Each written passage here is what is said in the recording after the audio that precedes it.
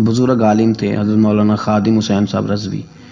مولانا خادم حسین رضوی رحمۃ اللہ علیہ کو لوگ صرف تحریک لبیک کے حوالے سے جانتے ہیں، حالانکہ ان کا جو کیریئر ہے وہ بہت پرانا ہے۔ مولانا بنیادی طور پر ایک استاد تھے، ایک شیخ الحدیث تھے۔ ان کا جو بیسک کارنامہ ہے وہ یہ ہے کہ وہ درجنوں نہیں سینکڑوں علماء کے استاد ہیں، سینکڑوں علماء کے، یعنی میں نے سوچ سمجھ کے لفظ کہا، انہوں نے سینکڑوں لوگوں کو رسول اللہ کا دین پڑھایا ہے، اور ان کے اب شاگردوں کے شاگرد بھی مدرسوں میں پڑھاتے ہیں۔ مولانا ایک بڑے غریب سے سادے سے گھرانے میں وہ پیدا ہوئے تھے، انہوں نے بڑی سادہ اور آخر تک زندگی انہوں نے وزاداری والی گزاری، سادگی والی گزاری، حسین گزاری۔ کسی شخص کے ایک ہوتا ہے کسی کے نظریے سے اختلاف کرنا، ایک ہوتا ہے کسی کے طریقہ کار سے اختلاف کرنا۔ کچھ لوگوں نے ان کے طریقہ کار سے اختلاف کیا ہے، لیکن ان بندے کا نظریہ اتنا شاندار تھا کہ نظریے سے کسی نے اختلاف نہیں کیا۔ لوگوں نے یہ ضرور کہا کہ یہ فلانی بات اس طرح ہو جاتی تو ٹھیک تھا، لیکن یہ سب نے کہا کہ بندہ بات ٹھیک کرتا ہے۔ نظریے سے، فکر سے لوگ مطمئن ہو جائیں کسی زندہ کیا رہتا ہے؟ نظریہ۔ زندہ کیا رہتا ہے؟ نظریہ۔ فکری طور پر ایک خوبصورت آدمی تھے، ایک بڑے منجے ہوئے آدمی تھے، ایک وزادار آدمی تھے، ایک صاف ستھرے آدمی تھے۔ میری ان سے ملاقات اس وقت ہوئی تھی پہلی دفعہ جب وہ بالکل ٹھیک تھے، ٹانگوں پہ چلتے تھے۔ ان کے جو استاد گرامی تھے حضرت مولانا عبدالحکیم صاحب شرف قادری رحمۃ اللہ علیہ، بہت جید عالم تھے۔ میں ان کو ملنے کے لیے جاتا تھا تو حضرت بھی وہاں پڑھایا کرتے تھے لاہور جامعہ نظامیہ میں، تو وہاں ان سے پہلی ملاقات ہوئی۔ پھر انہوں نے جو جماعت سب سے پہلے بنائی تھی اس کا نام تھا انجمن فدا یعنی ختم نبوت۔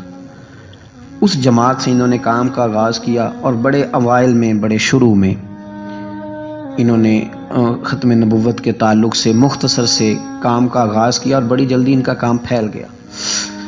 مکی پیر مکی دربار میں یہ اوقاف کی مسجد کے سرکاری خطیب تھے، لیکن حضرت ممتاز قادری صاحب رحمۃ اللہ علیہ کی شہادت پہ انہوں نے سرکاری ملازمت چھوڑ دی تھی۔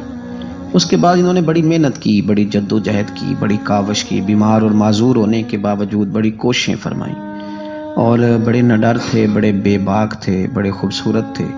سب سے بڑی بات یہ تھی کہ سکہ عالم دین تھے۔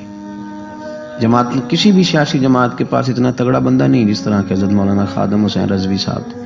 میری ان سے تسلسل، جیل جانے سے پہلے میں ملا، جیل سے آئے تو پھر ملا۔ میں گرچہ ان کی جماعت میں کبھی شامل نہیں ہوا، لیکن فکری طور پر ان سے جو کہ پہلے کا ایک تعلق تھا، ابھی بھی 24 اکتوبر کو پچھلے مہینے کی وہ گجرات جا رہے تھے تو کچھ دیر ہمارے پاس رکے، اور دیر تک وہ باتیں کرتے رہے، اور دیر تک ان کی میں باتیں سنتا رہا۔ پھر وہ مجھ سے کچھ سوالات پوچھتے رہے، میں ان کے جواب دیتا رہا۔ پھر اچانک جو ہے وہ کچھ دن پہلے خبر ملی کہ ان کا طبیعت ان کی بڑی علیل ہے۔ میں نے تیمارداری کے لیے کچھ ان کے جو قریبی لوگ تھے ان سے رابطہ کیا، بتایا کہ آپ ٹھیک ہیں، آپ تھوڑے بیمار ہیں۔ پھر کل اللہ تبارک و تعالیٰ کا فیصلہ قدرت آیا، اور تیزی کے ساتھ لوگ اٹھ گئے۔ اس 2020 نے بہت سارے لوگ اہل سنت کے لیے، لیکن اس شخص کا جانا کو زیادہ ہی تکلیف دے گیا۔ دل مائل نہیں ہوا، میں تو ناشتہ نہیں کر پایا طبیعت، اور میں نے پہلی دفعہ فیصلہ کیا تھا میں جمعہ نہیں چھوڑا کرتا۔ سوچا تھا کہ اگر جمعے کے بعد جنازہ ہوا تو جمعہ لاہور جا کے پڑھوں گا، لیکن ان کی نماز جنازہ کل 10 بجے ہے۔ اس طرح کے لوگ کم آتے ہیں دنیا میں، اور شاید ان لوگوں کا وقت بھی تھوڑا ہوتا ہے، اور اللہ پاک شاید ایسے لوگوں کو جلدی ہی اپنی بارگاہ ناز کی طرف لے جاتا ہے۔ ایک شعر جگر مراد آبادی نے کہا تھا کہ جگر راہ وفا میں نقش ایسے چھوڑ آیا ہوں، میں جس منزل سے گزرا ہوں وہ اب تک یاد کرتی ہے۔ اور مجھے ایک دفعہ کسی شخص نے کہا کہ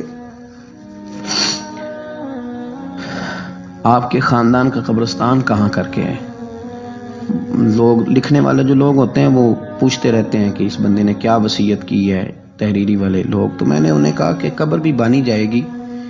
تو مجھے کہنے لگے کہ کس طرح کر کے پتہ چلے گا؟ تو میں نے کہا تے اکھاں جدوں میٹیاں تو پھر زمانہ مینوں روے گا، اپنا تے اپنا بیگانہ مینوں روے گا، تے جدوں نہ میں دسیا میں خارا نوں میں خانے وچ، پھر جام ٹوٹ جان گے میں خانہ مینوں روے گا۔ کئی لک لک رون گے تے کئی بک بک رون گے، گلیاں دا یانا تے سیانا۔ یہ الگ بات ہے کہ بے قدراں کچھ قدر نہ جاتی، کیتی خوب تسلی ہو، ਦੁਨੀਆਦਾਰ ਤੇ ਪੁਜਾਰੀ ਜ਼ਰ ਦੇ ਉੱਤੇ ਆਂਦੇ ਗੱਲ ਟੱਲੀ ਹੋ। Book book ਰੋਸਣ